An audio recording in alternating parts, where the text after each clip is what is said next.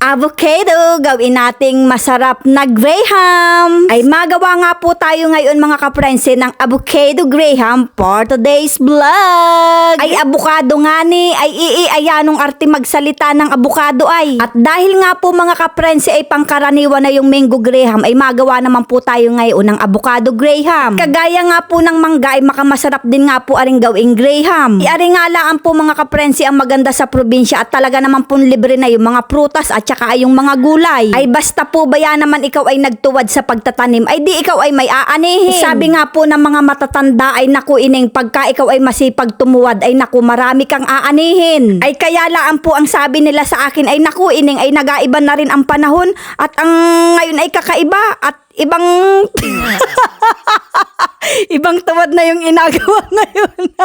Ay nako, ay talaga naman pong minsan ay kaluluko din ng mga matatanda. Bali nga po ay 2 piraso ng Nestle cream yung ating nilagay dyan at saka po ay 1 latang condensed milk. Haluin nga po nating makamaigi yan. Mas maganda nga po sana kung may mixer. At ayan nga po, ilagay na nga po natin yung graham dun sa ating lagayan. Ay alam nyo po baga mga kaprense, pagka ang avocado ay niluto, ay yan nga po pag naluto ay napait. At ilagay na nga po natin yung ating dinurog na avocado na may gatas. At dahil nga po ay marami-rami yung ginawa nating dinurog na avocado, ay wag nga po natin yan tipirin. Dahil nga po mas masarap ang graham pagka maraming lagay na ganito. Nako, ay makatotoo nga ni po yung inasabi ng mga matatanda na kung hindi nagtuwad-tuwad sa pagtatanim ay di wala sanang ganari. Ay sa totoo lang nga ni po mga kaprense ay masarap pang kakwentuhan ang mga matatanda. Dahil nga po ay mararamdaman mong nako ay walang halong kaplastikan at kayabangan. Ay sabi nga po ng mga matatanda sa akin ay ining ay bakit bagay hindi ka pa nag-aasawa?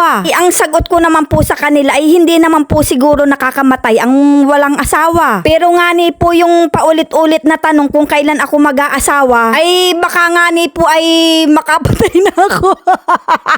Ay alam nyo po baga ang sagot sa akin ay nako ining ay hindi na kami magtatanong.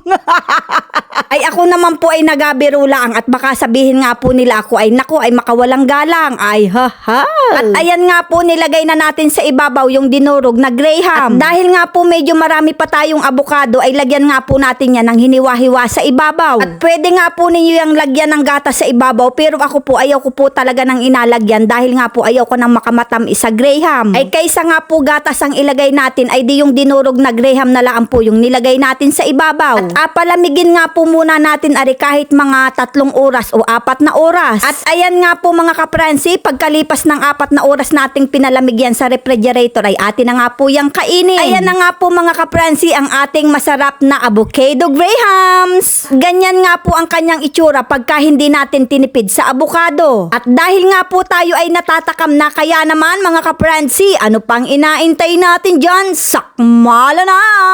At tamang-tama nga lang po mga kaprense, yung kanyang tamis ay talaga naman pong mapapasabi kang ay makamasarap nga ni. Kaya naman po kung kayo may mga avocado dyan, abay gana rin na nga rin po ang gawin ninyo. Lalo na nga ni po kung kayo'y may mga handaan. Hanggang sa susunod na video mga kaprense, maraming salamat!